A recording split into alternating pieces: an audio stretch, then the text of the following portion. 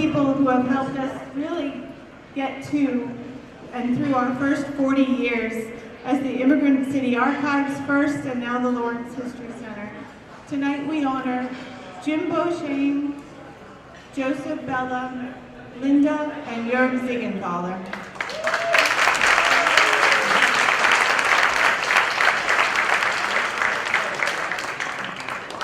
Our Dengler honoree, one of them in 2015, Rich Gorham, said during his remarks after receiving the award that looking around the room, it was as though we went out and searched for all of his favorite people and put them in one room. And I think the same rings true tonight. As I look out, many of you are so familiar to me and to the History Center. Some are newer.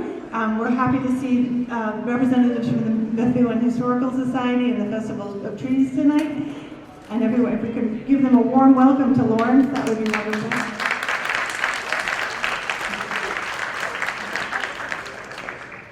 And I'd like to thank first and foremost our honorees, because when we choose our honorees, we begin a whole process of interviewing them and finding out more and more about their lives and what brought them to this point and what their relationship is, not only to the Lawrence History Center, but to the city of Lawrence. And on your tables in the program, there's an insert that tells you a little bit more about all of the honorees. So I encourage you to read more about them. And I think you'll find that their lives are really quite remarkable as individuals and as a team working on various projects in the city. I'd like to thank our host committee. They're listed in your program, but if you guys could just raise your hand and identify yourself. This is a group of people that helped us spread the news about the event to their networks and agreed to come because they believed in our honorees. And so without their help and networking, we wouldn't have filled the room as we have. So thank you to the host committee.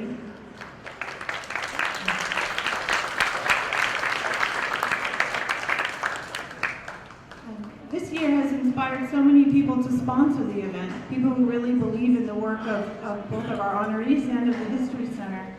And also listed inside your program are those people that are investing in our organization and investing in what we do and what we've done since 1978, which is to collect, share, preserve, and animate the history and heritage of Lawrence and its people. So we thank the sponsors. If you want to raise your hand and take some pride in supporting us, that is wonderful.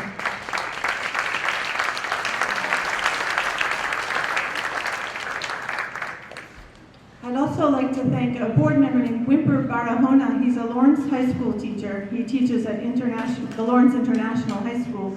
And with him, and they're standing in the back of the room, getting something to eat, I hope. They were out on the street directing you to the door, directing you to parking, and we thank them. They're at every event almost, and we can't do it without them.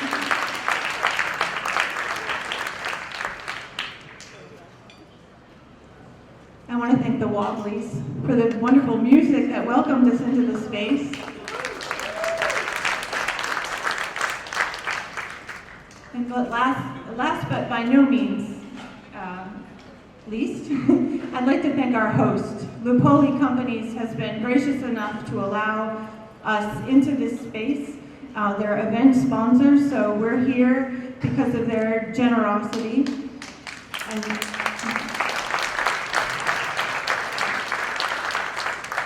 And I don't know how many of you have been in this particular space at really the top of the city here in the Wood Mill, but it's extraordinary. And I and some other staff and volunteers at the History Center had attended the Lawrence Partnership annual meeting a number of months ago in this space, and we thought, this is going to lease up really fast because it's beautiful, so we want to get in there as soon as possible.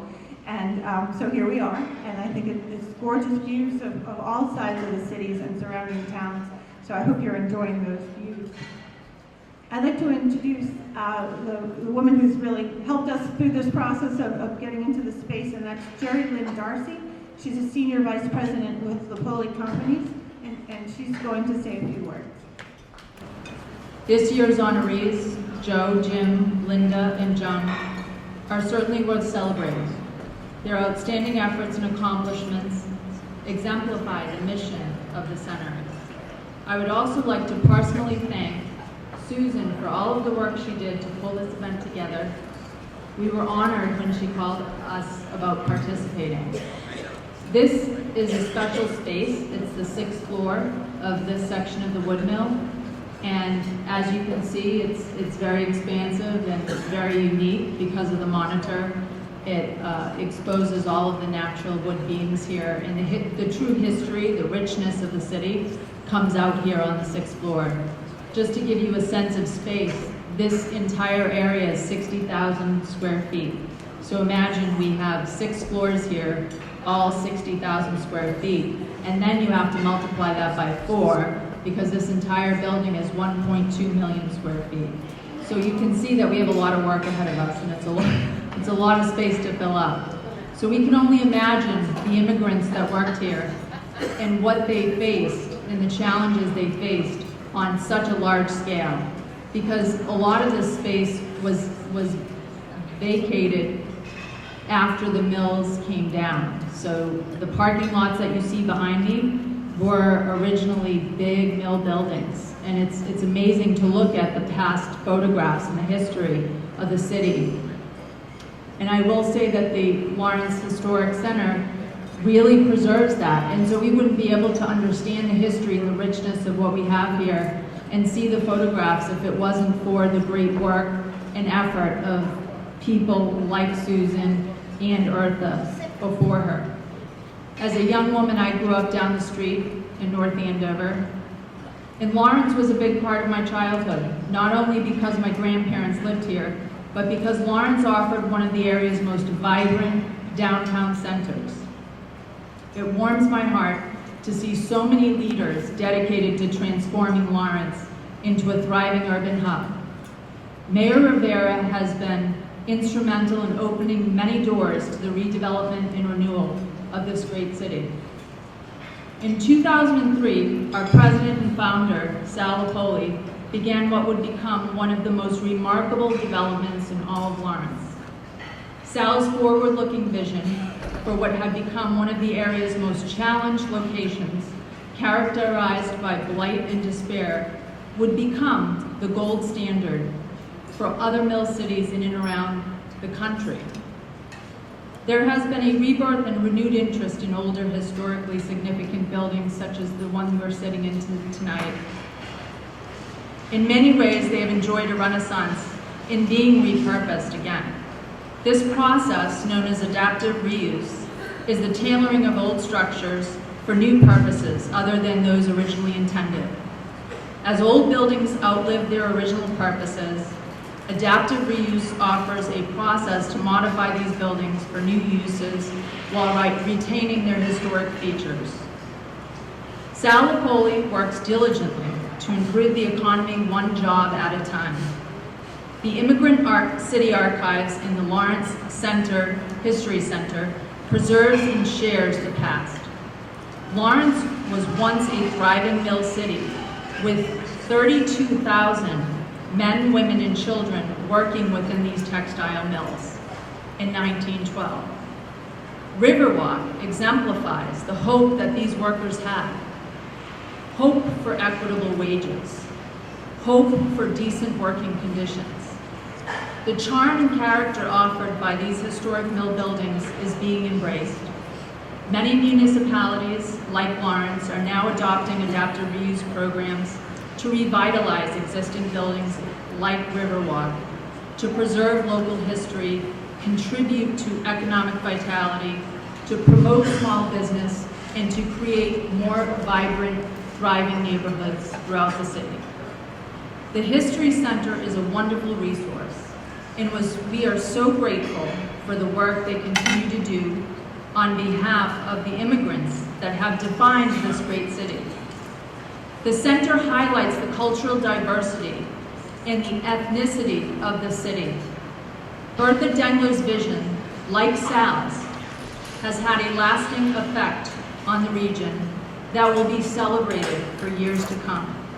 So I hope you all enjoy this evening, and I once again thank you so much for coming, and I appreciate being part of it.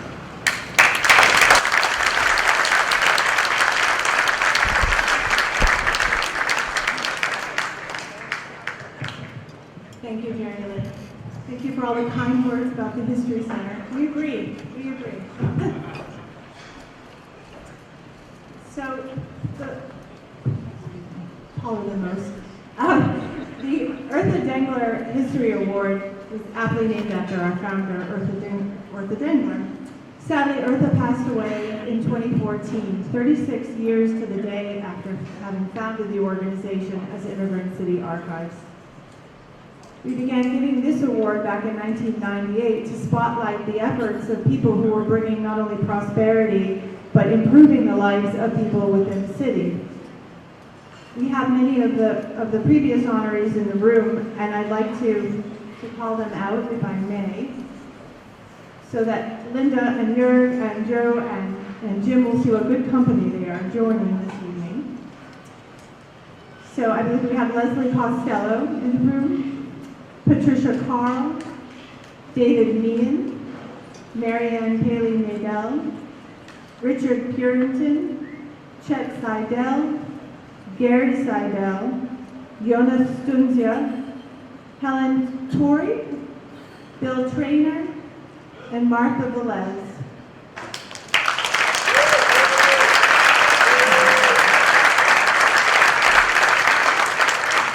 And also Sheila Balboni, if she snuck in. I haven't seen you yet. The History Center was founded, as I said, in 1978. The first major collection was of the YWCA records of women and children and their stories, and that was the first collection that EARTHA began to collect. It's the basis, or the primary founding collection for the whole organization. But across nearly 40 years, a bunch of tenacious people have continued to collect. A bunch of generous people have continued to donate collection items and other resources to us.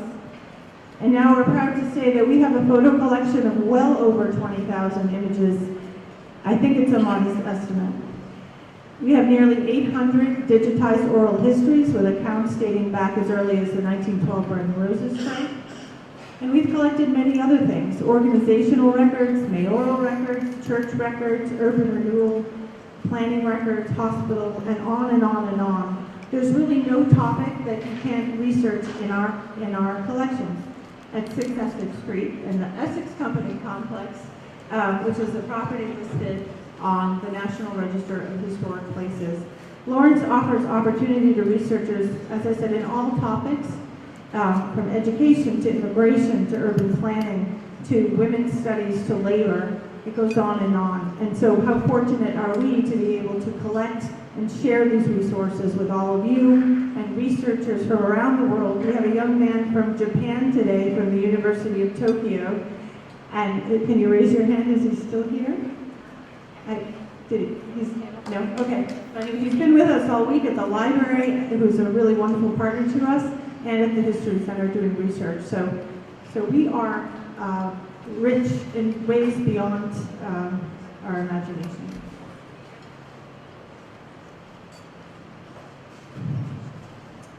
So tonight, we're really honoring family tonight.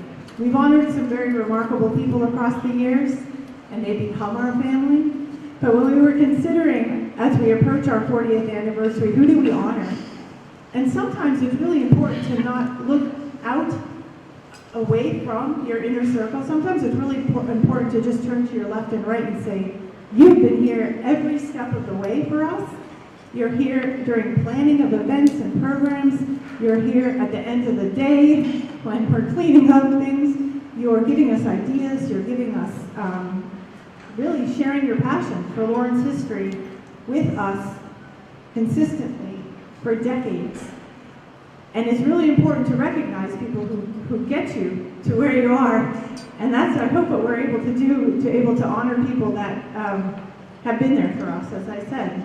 They're like family, they're friends. It feels, I don't know, I'm very moved by the group this year because they're so familiar, and yet through this whole process we learned even more about who they are as people, and so we're grateful that Karen Herman and I, one of our board members, our board secretary, met with each of them learned some things about some of them that I won't share at the microphone.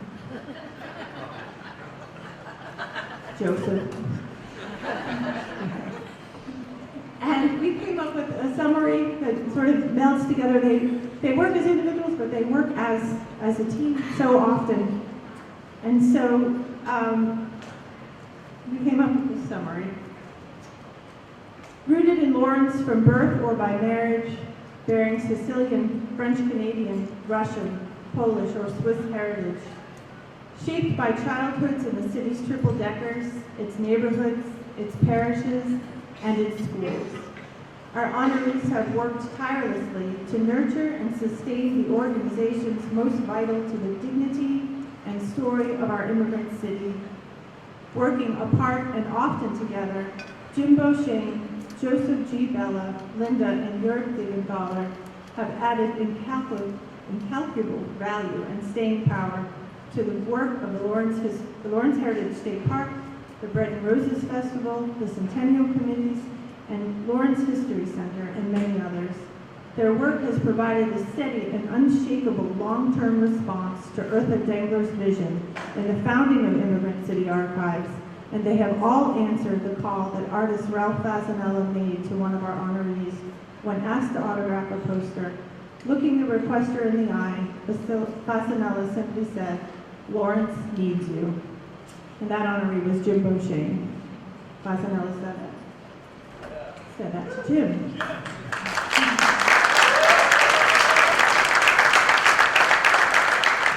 And Lawrence still needs you, so don't go anywhere. Our first speaker is Dave Edwards. He's the CEO and president of the Essex County Community Foundation. He's been in that role for about 2.5 years. And I don't know, probably no one in this room hasn't been touched in some way from the philanthropic efforts of that community foundation. ECCF, they're bread makers, but they do a host of other things that Dave will share with us tonight. But I know that the Lawrence History Center has benefited from a number of their funds. The Merrimack Valley General Fund, the Lawrence Development Fund, and the Summer Fund, Greater Lawrence Summer Fund, to name just a few. Most important to this evening, the Rossman Family Fund, which is a family fund that Linda and Jörg Siegenthaler are behind. So I'd like to introduce Dave Edwards.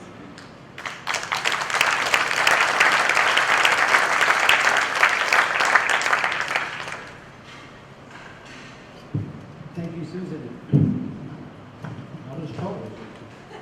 Good evening, everyone. It's really an honor to be here, and I want to congratulate Jim and Joseph and ECCF's dear friends, Linda on receiving the EARTHA DENGLER History Award.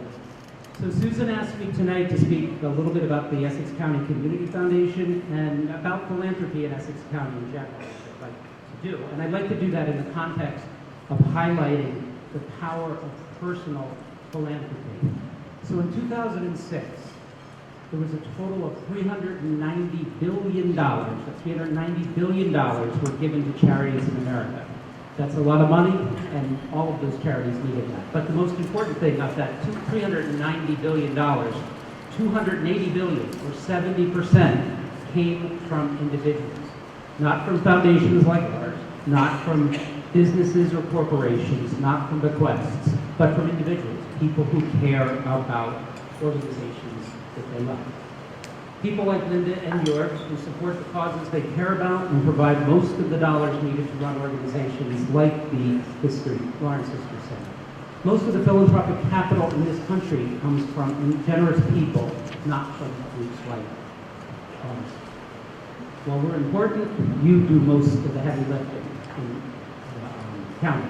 In 2003, the Siegenthalers established the Rossman Family Fund at the Essex County Community Foundation, and since that time they have supported so many organizations in Lawrence, the city, that they have a deep commitment to. In addition to the generous support of the Lawrence History Center, they have supported the Essex Arts Center, the Bread and Roses Heritage Festival, Groundwork Lawrence, the Lawrence Public Library, the Greater Lawrence Summer Fund, the list goes on.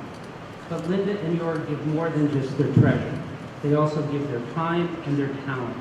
Linda and Jörg have joined boards and committees and have volunteered for all of the needed tasks related to the mission of the organizations they support. They truly live and breathe their personal philanthropic mission. They exemplify the true meaning of philanthropy in Essex County with a passion to give where they live, which is a theme I'd like to come back to in a minute. So, philanthropy in Essex County, and while the Merrimack Valley and North Shore have some very, very generous people, many of you in the room tonight, we still have some work to do.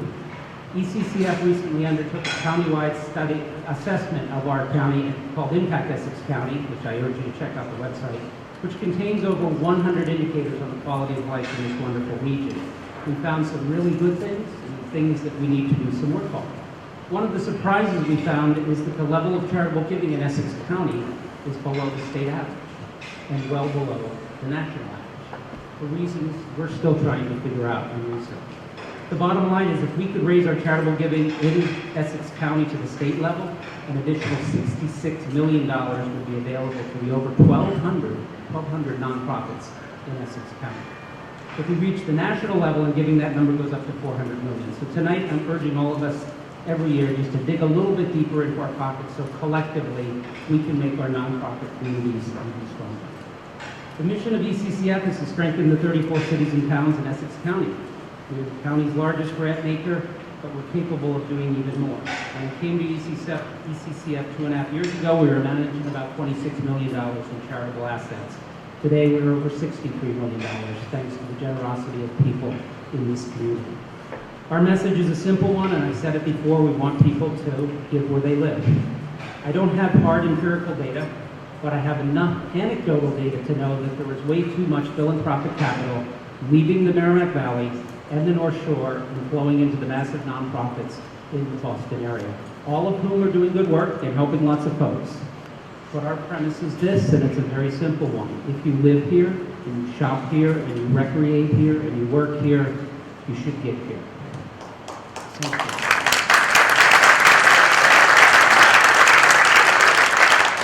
The 1,200 nonprofits I mentioned need your support. If we can help you through the Community Foundation, fine. If you want to do that directly through your giving to local organizations, please do that. So I want to end my remarks with some really bad news. That's upbeat, isn't it? Yeah. Some bad news, but followed by some really good news. Quite frankly, I personally am very concerned that the arts, cultural, and historic organizations in this nation are under attack by the federal government. The proposed deficit reduction plan, which could eliminate funding for the National Endowment of the Arts, the National Endowment for the Humanities, Corporation for Public Broadcasting, so many important groups that support the arts and cultural organization could lose all of their funding, which would have a devastating effect on grant-making groups. These are grant-making groups like the New England Foundation for the Arts, Mass Cultural Council, and Mass Humanities. We are part of the Greater Boston Arts Funders Group, and we're working together to try to stop this. What is ludicrous to me is the NEA represents 0.003% of the federal budget, 0.003%. If the federal government can't find funding for the important work that arts, cultural, and historic organizations do in this nation, quite frankly, I'm ashamed. So, the good news. We have some good news. I don't want to leave you on a downbeat note. We have recently, we as the Community Foundation have been contacted by the Bar Foundation in Boston, which is the largest private foundation in the state. They have talked to us about a proposed partnership that could bring potentially over $500,000 in funding for arts, cultural, and historic groups in our county. This is an incredibly exciting opportunity, very exciting. We've put together an advisory council of leaders from throughout the region. I'm glad to say Susan agreed to join that council to help us figure out how to best use those dollars. But it is so good to see philanthropic capital moving from Boston into Essex County rather than going the other way. So this is exciting, but if the federal cuts do come through, which I pray they don't, I want to return to my theme of how important it is for individuals like yourself to join with foundations and businesses to support our local nonprofit organizations like the History Center.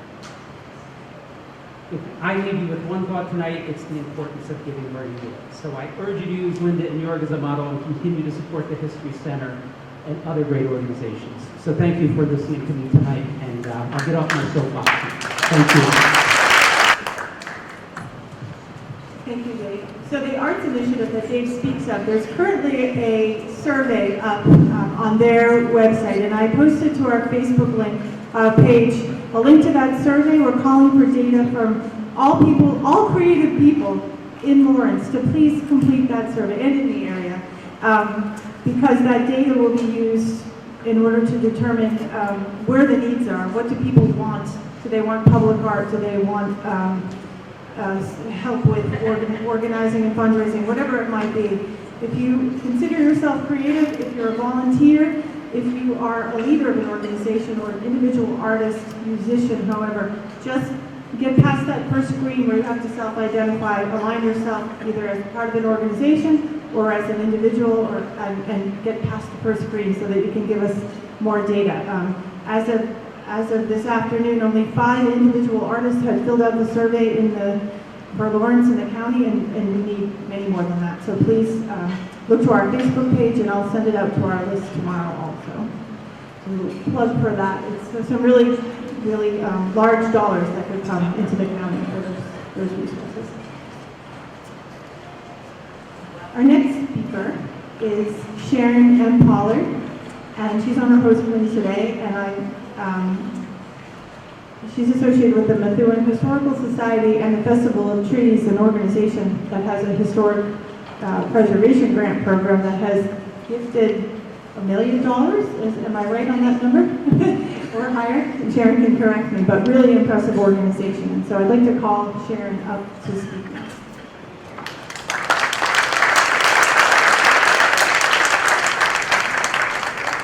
So how's everybody? Are you having a good time? All right, that's what it's all about.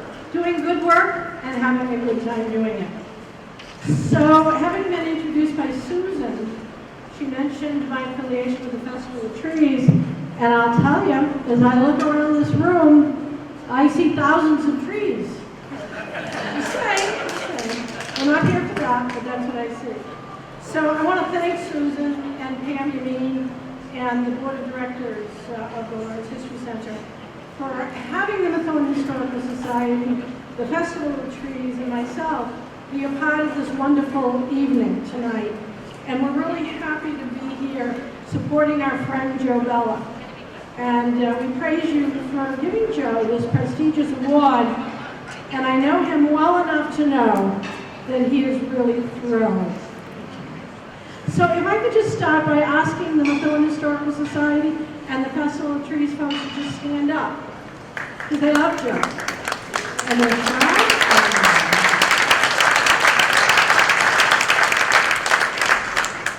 I first met Joe when Methuen was celebrating the bicentennial in 1975 and 1976. Are you old enough to remember that? Okay, that makes me feel good. We both volunteered to help our bicentennial committee, and we tried to plan wonderful events. Joe was an important part of that effort, and he helped to plan the Boston Pops concert, our speakers forum, tours, and a large parade to celebrate the birth of our nation. After the festivities were over, it just seems like Joe dropped out of sight. So a few years later, I ran into Joe, and I said to him, he came to a meeting of the Historical Society, and we were talking about restoring the Tenney Gatehouse, which the Society did. And I said to Joe, why don't you come to a meeting? I think you'll like what we have to say and what we're working on. And he did. I coaxed him into joining, but it gets better than that. He not only joined, he became our president for many years, and now serves as the vice president and historian of the Methuen Historical Society. As you know, Joe rarely says no, and he did join our efforts in a very big way. I know he's very involved in the Lawrence History Center and the Lawrence Heritage Park, State Park. But I frequently say to him, Joe, where do you live? So come help us, we need you. In his thirst to better learn the history of Methuen, he volunteered to research. He mastered the art of tracing deeds in an effort to document Methuen's history through the residents and their homes. He organized materials and information to place properties on the national and state registers of historic places. And he responds to the requests for families who are seeking information about their ancestors who once lived in Methuen.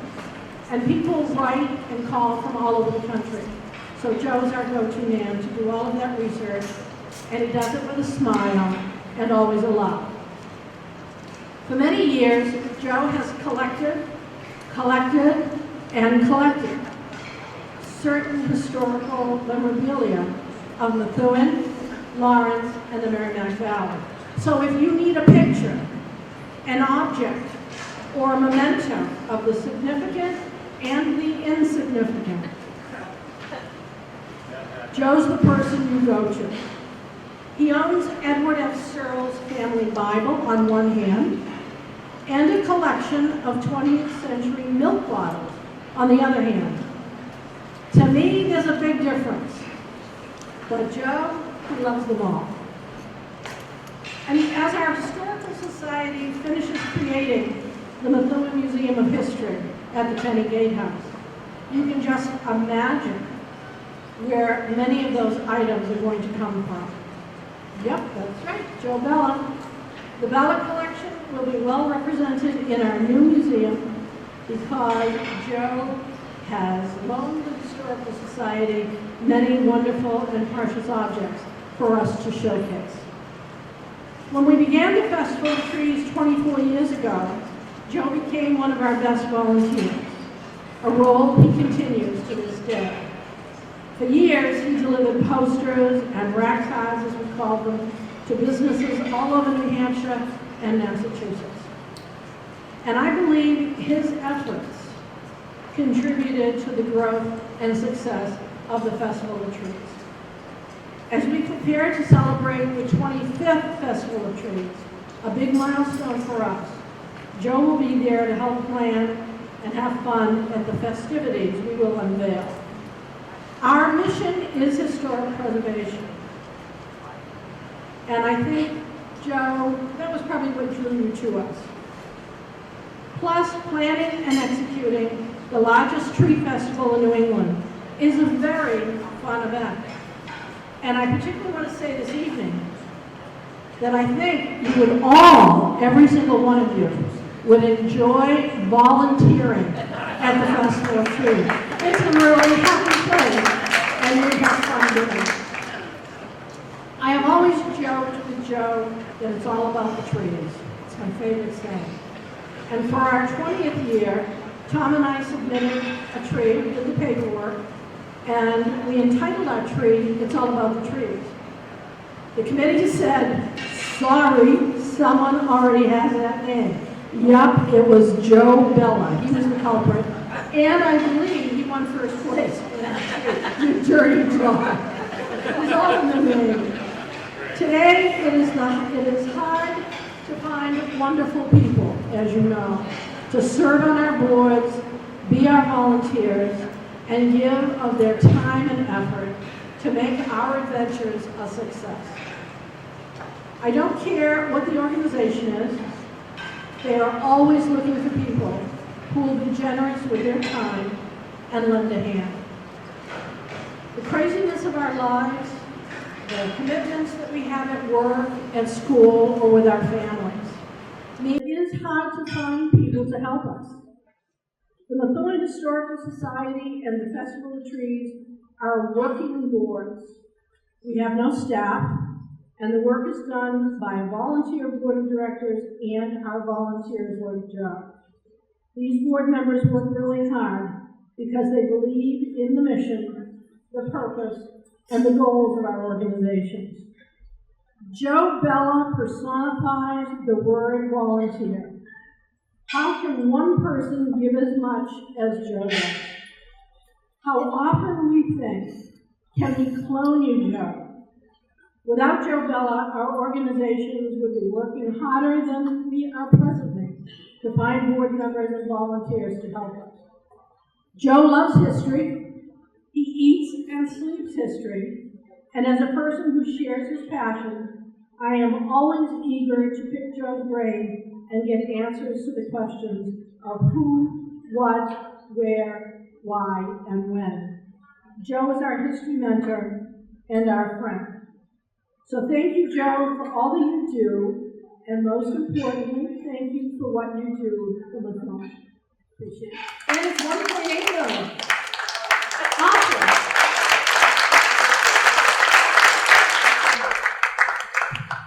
Thank you, Sharon. I can't agree more with you about how important volunteers are. Actually, we have a lot of volunteers for the History Center as well in the room, and if you could raise your hand and just be acknowledged.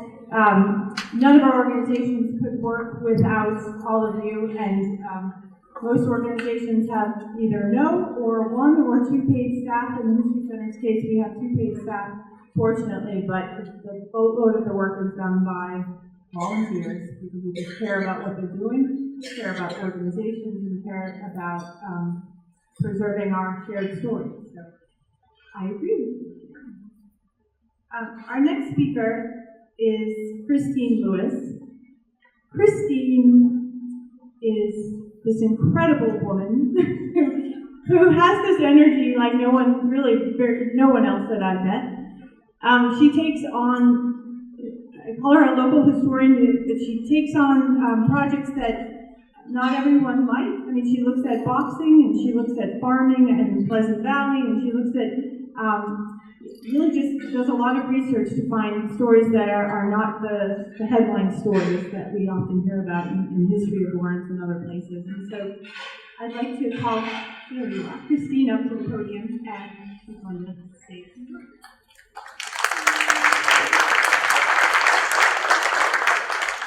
Phyllis, can you hear me? Phyllis? Okay. Hi, everybody. I'd like to thank the Lawrence History Center for asking me to join them in thanking this amazing quartet of local historians, my friends. Lawrence is a city that punches far above its weight in personality and charm. Thank you. Is that any better? Phyllis, you've got to tell me. Lawrence is a city that punches far above its weight in personality and charm. Its riches are the stories of the people and the part they play in the great American experiment. These 4 here tonight have devoted their efforts toward preserving and celebrating the working class voices from this city. I have always been impressed by Laurentians' strong sense of place, and really not everybody has that. Linda, Jim, and Joe love the city that helped shape who they are, and along with adopted by marriage Uric, their work is one big love letter to Lawrence. History belongs to those who hold the pen, and these are 4 people really hanging on to the pen. There is no better example of this axiom than the 1912 Bread and Roses strike. Those in charge suppressed the story of the mill workers' victory, and it was 50+ years before the original participants were encouraged to share their side of the story. Now, every Labor Day weekend, we remember those strikers with the Bread and Roses Festival that all of these 4 people have been involved in one way or another. Today, we highlight the honorees' contributions to the city, but I'd also like to share something with you. You may not know about Linda, Jim, and Joe. They are to a person great friends to have in your corner and a lot of fun. Linda and Uric Siegenthaler's donations of their time and money are too numerous to list in this short speech. But a few that jump out are the Bread and Roses Festival, the Essex Art Center, the Friends of the Library, the Friends of the Heritage State Park, and the Lawrence History Center. A call to Linda saves time and opens doors. She, the economist, and Uric, the social scientist author, bring academic heft to everything they do. They started the Rossman Fund, named after Linda's family, to help support Lawrence organizations. Uric's idea of a relaxing retirement has him co-authoring a book on the strike and researching organizational histories. But what's really stand out about the Siegenthalers is their desire to mentor and encourage others to follow in their footsteps. I can speak to this personally. I had just woke to Lawrence as a city of great interest, but as an outsider, felt I had no way in. The first time I met them was in St. Martin's thrift store on Essex Street. There they were, over the bins, wearing matching berets, and engaged in lively intellectual discourse with another shopper. And I have to tell you, that does not happen often in St. Louis thrift store. I grabbed Linda's arm and asked her 2 questions. Who are you, and will you be my friend? Luckily, if you know Linda, she didn't head to the door, and she took the time to kindly set me up with a volunteer gig at the Lawrence History Center, and I was on my way. All 4 tackle topics broad and wide, but their research into their own tribes brings value-added insight. Linda with the T.E. Schul, Jörg with his German translations, Joe and his documentation of the Sicilian community. Jim Bashane's 2014 presentation on the glacial pace of assimilation of his own French-Canadian community taught us that not everything happened the way we like to think it did. Jim is best known as the face of the Heritage State Park. He has helped make the 3rd floor a welcome space for exhibits on Lawrence's past and its present. Notable are the wonderful Ralph Fasanella exhibit that Linda and Jörg championed, Joe's beautiful curated exhibit on local artist John Petrelli. Recently, Jim included my exhibit on Lawrence boxing history to run in tandem with a friends-sponsored showing of one of local boxing star Edwin Santana's fights. That day, there was no old Lawrence or new Lawrence, just a room full of Laurentians enjoying a fight and each other's company. Jim is the backbone of the Bread and Roses Festival. He can answer most questions you throw at him regarding the mills in Lawrence. He is a very gifted public speaker with comic timing, and he is a lifelong student of nuance of the human condition. You don't need to be a native to appreciate the everyman story of Lawrence and how it applies to your own family history. There were few books or overview articles that could tell me everything I wanted to know about the city. What did the mill workers do when they weren't working? How did they play? What did they eat? Where did they drink? I started asking questions, and everyone said to me, you should call Joe Bella. The depth of Joe Bella's knowledge on the social history of the greater Lawrence area is profound. The articles and research I did on the city almost always included Joe's input and/or photo archives. Joe is a very gifted primary researcher. He can charm the most suspicious sources. I witnessed this firsthand while pursuing the history of day farms in the Pleasant Valley. Driving through the area with Joe riding shotgun was the secret password I needed. He could soften the mean stares with a few kind words, and it was rare to meet anyone who hadn't heard of him. Joe was able to explain the hows and the whys of everyday life in Lawrence's long history. His work on Lawrence Civil War soldiers adds flesh to what would otherwise be a list of names. Joe is a gentleman, a scholar, and an archivist.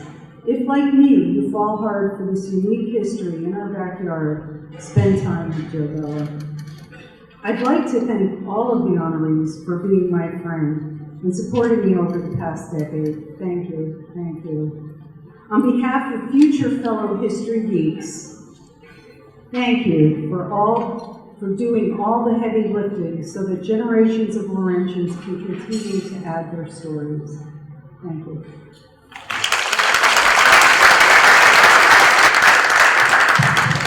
Thank you, Christine. To all of you that are doing what I was doing, I just want to remind everyone in the room that if you worked here 100 years ago, you wouldn't have had a fancy program to blow, and you would be standing next to a very hot machine for like 10 hours in a row. So let's just take a moment to appreciate that we don't have it so bad in this heat. Our next speaker is Glennis Sanchez. Glennis is the current president of the Bread and Roses Heritage Committee.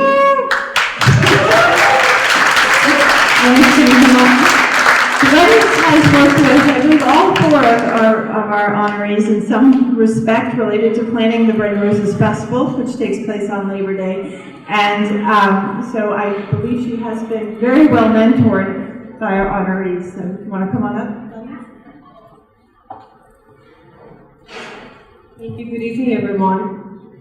It's great to see many Mesa individuals and friends here. to honor Joe, Jim, Linda, and York. We all share deep admiration for the work they've done and continue to do, as described by Dave, Sharon, and Christine. Today I would like to share with you a piece of the legacy of Linda, Jim, and York that I have worked with for the past 9 years. And that legacy has profound repercussions for future generations in Lawrence. I met them in 2008. Back then I was here for about 4 years when I moved from the Dominican Republic. And I was a very reserved yet curious volunteer who was fascinated by this fun, informational, and thought-provoking event, the Bread and Roses Heritage Festival. I was impressed by their passion and commitment to keeping the legacy of the Great Strike of 1912 alive. Each one of them making the festival a unique event with their diverse contributions.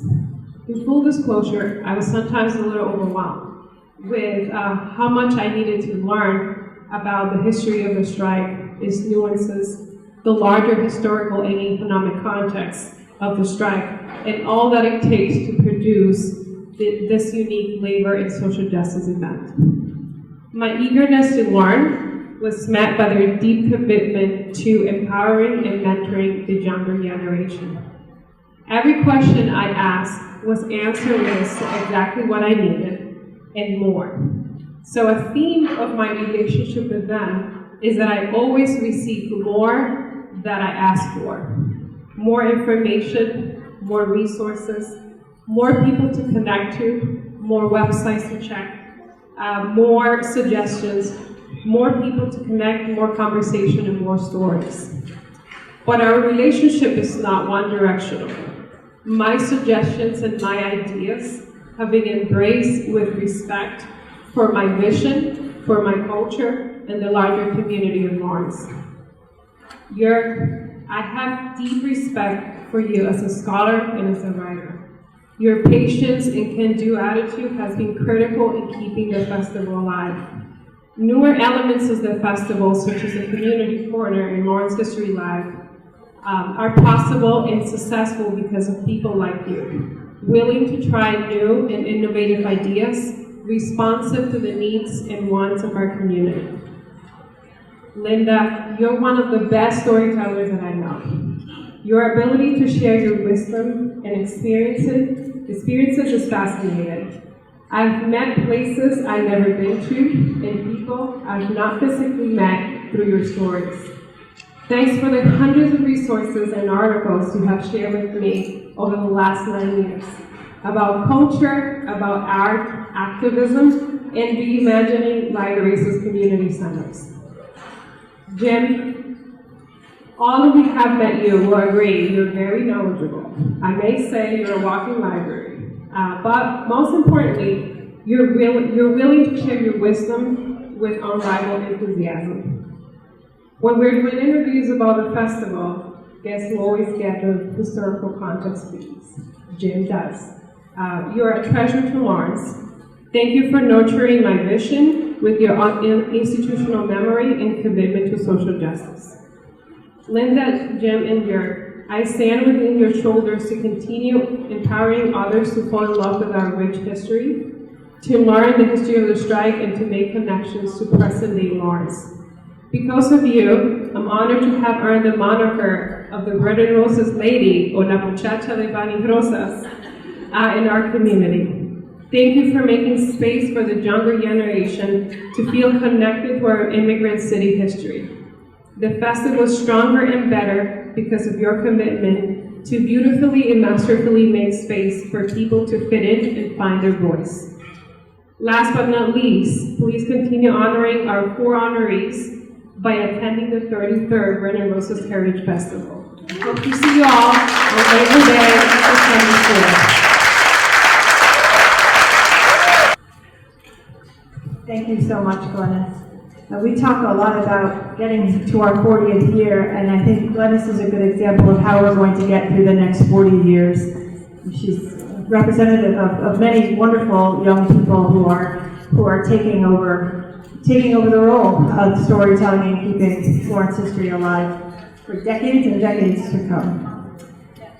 I'd like now to call up June Black from Congresswoman Mickey Songus' office. And I'd like to also call up our honorees, if you could join June at the podium.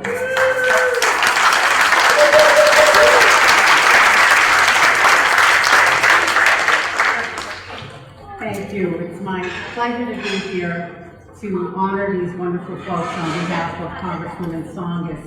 As you know, funding for preservation work is under attack. National Endowment for the Arts, National Endowment for the Humanities. The budgets don't look good, but she will keep fighting. It's no surprise that there is a fallen Mickey Songus Historic Preservation Award with historic through Preservation Mass that was just given out to several communities in the Bay State. They were both so dedicated to the preservation of cities like Lawrence, and these people are examples of the type of work that will keep us in these wonderful buildings and appreciating the past and looking forward to the future. And in that, we're going to have, actually, Jim and Mike, our summer interns from our district office. We're going to come to a field trip to Lawrence, and hopefully you will enlighten them on all the wonderful history this city has to offer. So on behalf of Congresswoman Songus, Jim Beauchene, Joe Bella, and the Siegenthalers, we want to present to you these certificates of congressional recognition for receiving the 2017 EARTHA DENGLER History Award from the Lawrence History Center. And this one's for Jim, in recognition of your many years of dedicated service to the community as a board member for the Lawrence History Center and as chair of the Bread and Roses Heritage Committee, and in honor of your unwavering commitment to the city of Lawrence and the preservation of its rich history as an immigrant city.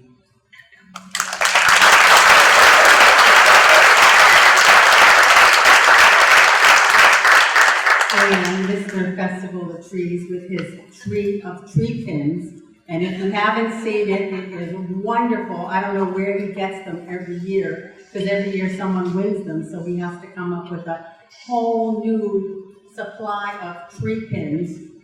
But Joe Bella does. So Joe Bella, Joseph Bella, Certificate of Special Congressional Recognition for receiving the 2017 EARTHA DENGLER History Award from the Lawrence History Center in recognition of your dedication and service to the many cultural and historic preservation organizations that make up the fabric of our communities, and in honor of your unwavering commitment to the city of Lawrence and the preservation of its rich history as an immigrant city.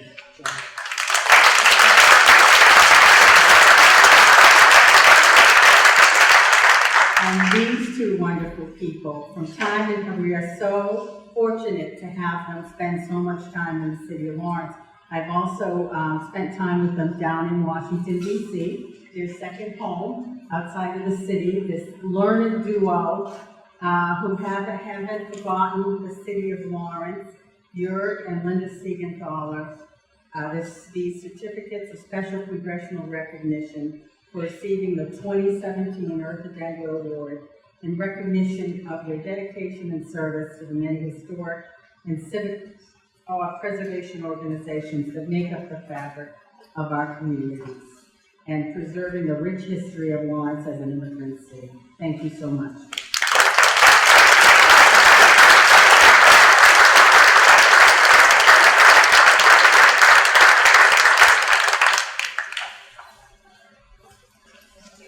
Don't go anywhere. Honorees, please stay here. I'd like to call up Maria de la Cruz from Senator Italian's office. You can come on up. Good evening, everybody. I remember the first time that I went to the museum on 1 Jackson Street, you remember?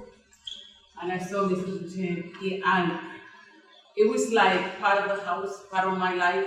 Like so many things that I needed to learn over there that I was going constantly, but I always found somebody very friendly, very informative to tell people you're welcome at the museum here. And thank you very much. This time, Senator Barbara Litani couldn't make it, and she sent this citation for all of you.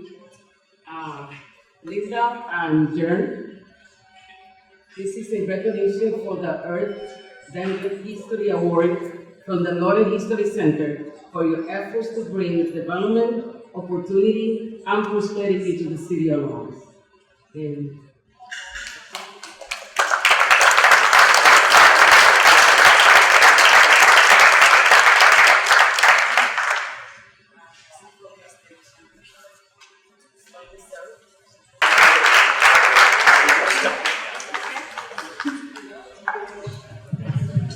And I'd like to call up Cassandra, representing the city of Lawrence, to present the citation on behalf of the mayor. That surprised me.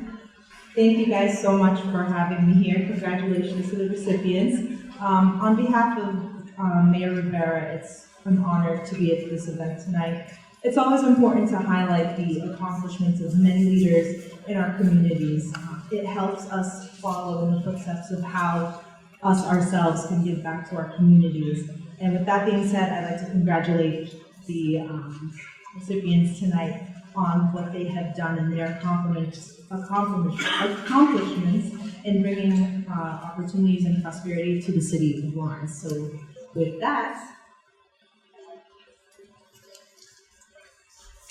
Mayor Dan Rivera has the certificates of recognition for each of you, and it states, in recognition of your valued dedication, outstanding accomplishments, and continued commitment to preserving the history of the city of Lawrence. Congratulations on being honored as the 2017 EARTHA DENGLER Award recipient. Thank you for making Lawrence better.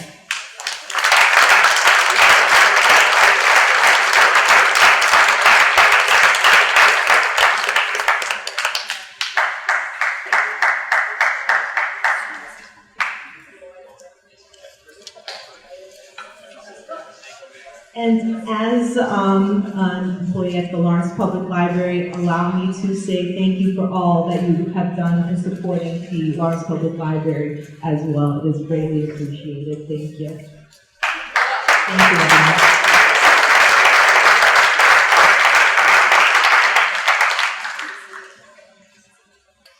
you, everyone. Don't go anywhere yet. On your tables, you'll see song lyrics. If you don't have them on your table, please tell me and we can spread them around.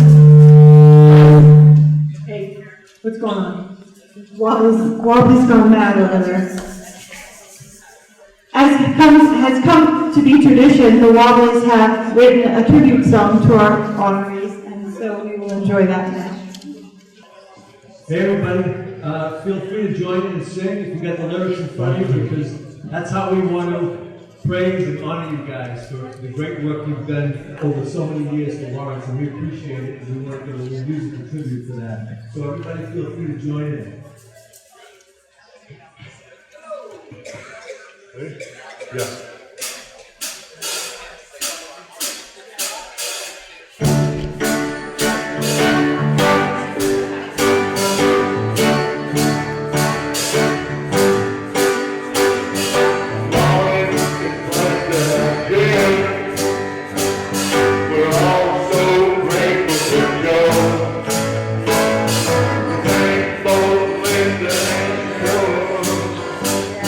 We love you all for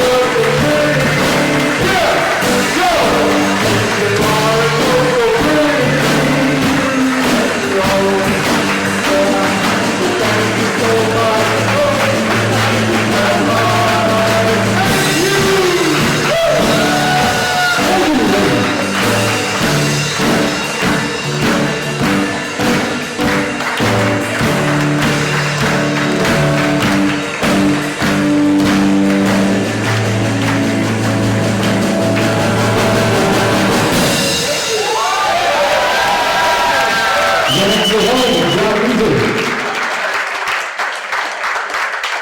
hello everybody and welcome this evening. Hope you all had a great time here. I'm Rich Padover from the Board of Directors of the Lawrence History Center, and it's my pleasure to honor, as we all do tonight, the four well-deserving honorees here tonight, and to present them with their gifts. And I know that if Charles Storrow and Abbott Lawrence and Daniel Saunders and EARTHA Dengler herself, if all of them were here this evening, I know they would be very honored and proud to see these honored guests being recognized this evening. So, and I just want to briefly say, Joe, as we've heard about Joe tonight, he's very generous with his historical items and artifacts. Whenever I put together an exhibit, a summer exhibit at Lawrence Heritage, I know that Joe will always have something for me that I can borrow to put in the exhibit, So I just call him up, contact him. Joe, I'm doing this kind of an exhibit, and I'm looking for, these particular kinds of items. What do you have? And I know Joe, presto, will produce some relevant items for the exhibit. So Joe, for that, I'm most grateful. And Joe and I used to be competitors in a certain way. When the Eagle Tribune used to have the mystery picture feature on Saturdays, okay? Joe and I, my wife Lori and I and Joe, we were fierce competitors there for the mystery picture. And I think Joe probably considered Lori and I his toughest competitors for correctly answering the mystery picture every Saturday, right? Okay. And I know Joe wasn't too happy if Lori and I answered the picture correctly, but Joe did not get it right. Right? Okay. So a little friendly competition there in the past. And then, as it turned out, we found out that we're related. We're distant cousins. How's that? Okay. So again, some friendly rivalry there occurred, right? Which is always nice. Okay. Oh, and Jim. Jim and I think we complement each other every summer at Lawrence Heritage. I think we work well together. And I have to say, Jim sometimes is a guest lecturer in my History of the Merrimack Valley class at Northern Essex Community College, where I teach. And I have to say, Jim was the laugh here. So Jim one time, was coming in to do his guest presentation on the Bread and Roses strike, I believe it was. And what does Jim do? He brings in the wrong set of slides. I'm like, Jim! All right, come on, my class was looking forward to the Bread and Roses presentation this evening, and he brings in, these other slides that, of course, Jim, being quick on his feet, of course, still did a good presentation for which my students were deeply appreciative, of course, So, yes, so Jim was quick there, and he did a substitute presentation, and still did a wonderful job. And the Siegenthalers, Linda, I've learned so much from you about Maryland politics, okay? Yes, right, okay? I teach government and politics at Northern Essex, so Linda is always like, oh, what do you think about this election? What do you think about this candidate? And always seeking out my opinion on elections and campaigns, And then at the same time, I've learned so much about Maryland politics from Linda, So it's been an education in itself, and I think one of these days at Northern Essex, I'll be able to offer a class just on Maryland politics that I've learned so much from. And Jörg, of course, a fellow professor, we love talking about professoring and comparing notes and all that, and what book we're reading and all that, and comparing notes on things. So it's always great interacting with Jörg, and his devoted service as treasurer to the Friends Group at the Heritage is, of course, appreciated. So again, I join everybody else in honoring the four of you tonight. Very much well deserved.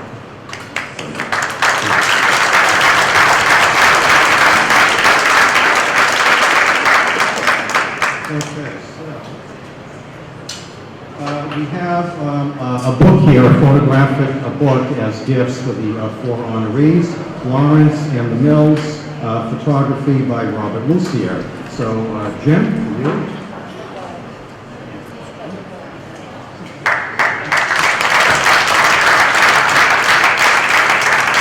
And, this one is for Joe.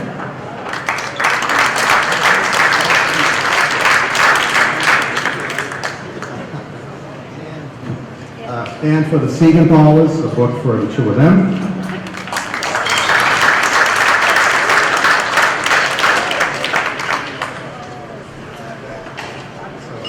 Thank you, everybody, for coming this evening. We appreciate it.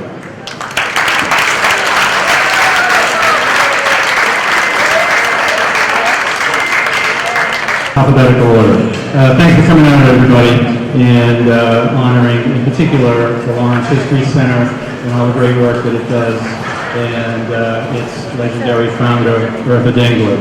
In fact, I'm so excited about being here and about being honored here tonight that I am sorely tempted to crack open this Hall of Hands beer. But Joe, I think that would reduce its collector's item value if I were to open it, so I'll just have another Sam Adams.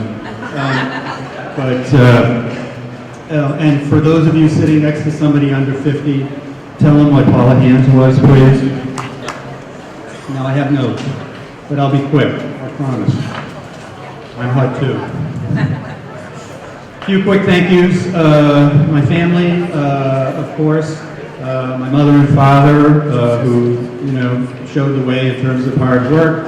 My father was a great exemplar of hard work, thrift, and the value of the security of a state job, which I follow right in his footsteps. And my mom, who couldn't be here tonight. She's 94 years old and still kicking, but she's a great lady. And my sister, who unfortunately has to take care of my mom, so she couldn't be here tonight. But she's a great supporter of the History Center, volunteered for years when she had the time. My wife can't be here tonight because she's a hardworking lady herself, and as a matter of fact is really the major breadwinner in the family. But she wanted a photo, so I'm going to ask everybody to wave and say, "Hi, Bay May," on Bay May. On 3. 1, 2, 3. Excellent. Thank you very much. Send that to her shortly. But my son made it here. Suping back there with the Heritage Park crowd. Thanks for making it up here tonight. I got to thank, speaking of which, I got to thank the park staff, the DCR people, those who came before me and set the standard, like Dave O'Neill, John Farrow, the great people, and made the Lawrence Heritage Park and really the model of the heritage parks across the state. It's really the only one that's completely fulfilling the original mission, which is also in large part due to the support we get from the city. But the standard was set that we are here to serve, and we, like Joe, tried never to say no to a request. Who else do I got? The Lawrence History Center's board, great people. I'm not going to name you all, but you're just doing a great work. The staff, all two of you, Susan and Anita, and of course Kathy. And Pam, president of the board, who should be up here getting this award, but we can't give it to her while she's on the board, and she won't step off. So someday she'll be getting this. I got to thank EARTHA, only because of her incredible hard work and example, but because she's the one who got me my job. Back in 1998, she called me and said, "Hey, there's an opening at the Heritage Park. I think you should apply." And I did. And the rest, as they say, is history. Previous awardees are an amazing group of people. Again, I won't list them all, but it's an honor just to be in that company, as well as with my fellow awardees tonight, who are great people, great to work with. We've had some good times together, and a little bit of stress, but it's all worth it in the end. I do want to take a moment to tell a couple of stories, if I may. Is that okay? A couple quick stories about Lawrence, and about history, and about the value of history. A lot of you know a fellow named Nelson Booten, very active member of the Lawrence community, and he tells a story about years ago when he was a young man, first came to Lawrence, and he was an immigrant. He felt like a stranger in a strange land, didn't feel like he belonged or that he might ever belong. And then one day he found himself at the Heritage Park, and he watched the video about the Bread and Roses strike, Collective Voices. And that's a video about immigrants struggling to make it in America. And he was very moved by that, encouraged by that, inspired by that, and it made him feel like Lawrence could be his home too, and that he could make it too. The other story is an incident a few years back at the Heritage Park. As some of you know, we hosted art shows by the Collaborative. It used to be GLEC, now it's CREST, but it's a collaborative program for schools all around Greater Lawrence, so it's bringing Lawrence and suburban kids together.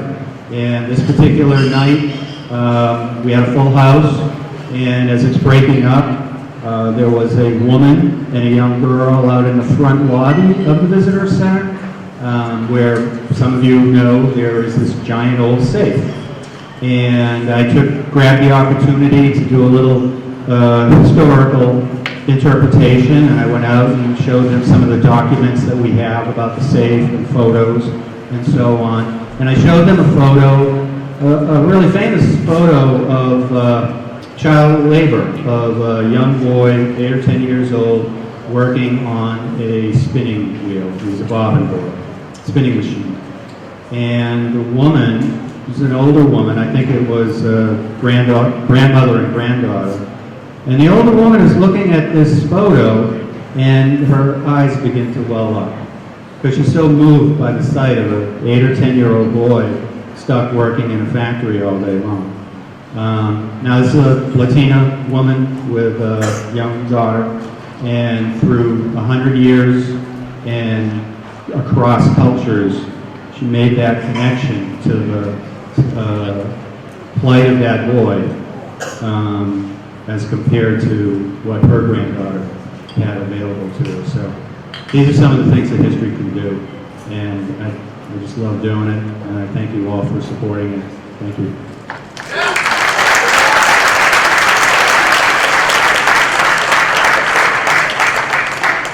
Hello everyone. I want to specifically thank Susan Grabsky and the entire Board of Directors of the Lawrence History Center. Thank you all very much for the accolades and the award specifically. And I want to thank everyone for coming tonight. My great friends from the Methuen Historical Society and the Festival of Trees as well. And I would urge all of you Laurentians at heart to support the Lawrence History Center and those of Methuen to visit and support the Historical Society and our yearly Festival of Trees event, which gets bigger every year. So again, thank you all for coming tonight, and again, I am not tired, I am not tiring, and I will be around Lawrence and Methuen continuously. Forever. Thank you.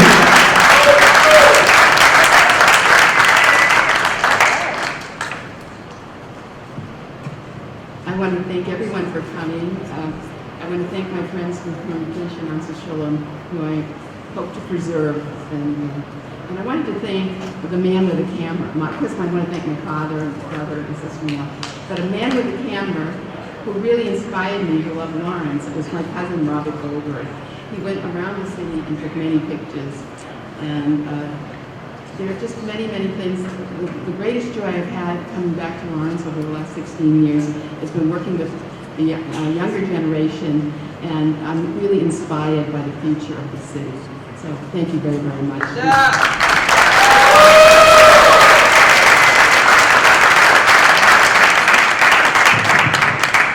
Dear friends, at one point it seemed to me I was at the Oscars, and Richard was handed the wrong envelope, so it was all a terrible mistake. But of course, you just imagine that.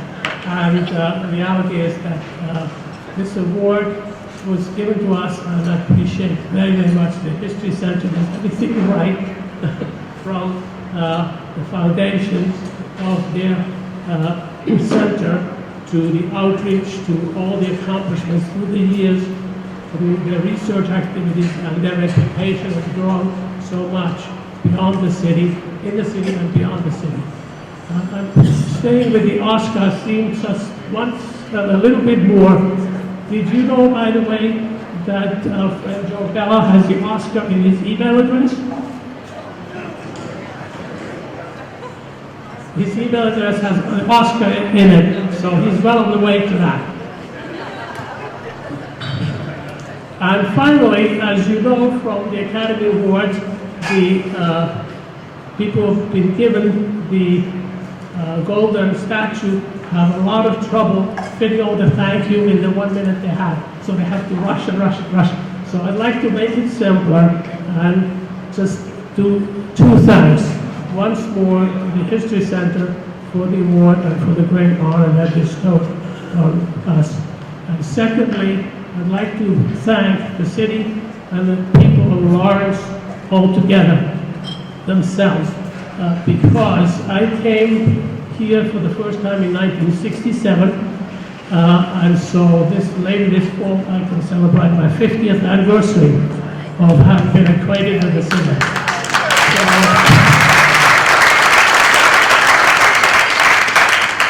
If it weren't for the fascination that I received with the city, and if it weren't for the friendliness of the people and all the good friends who showed me around and encouraged me to be active and get involved, if it were not for all those, then I really would not have been making the contribution that we have. So the big thanks goes to the City of the Three Rivers and the Four Bridges and all the people that live in it and near it, and thank you so much.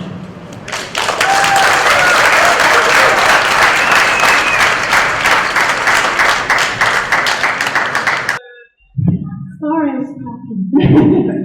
Thank you all for coming to this event. We are so delighted to be honoring you for, and we are grateful to have you in this space and share this evening with us. And we hope you enjoyed yourselves. And with that, you are dismissed. Thank you so much.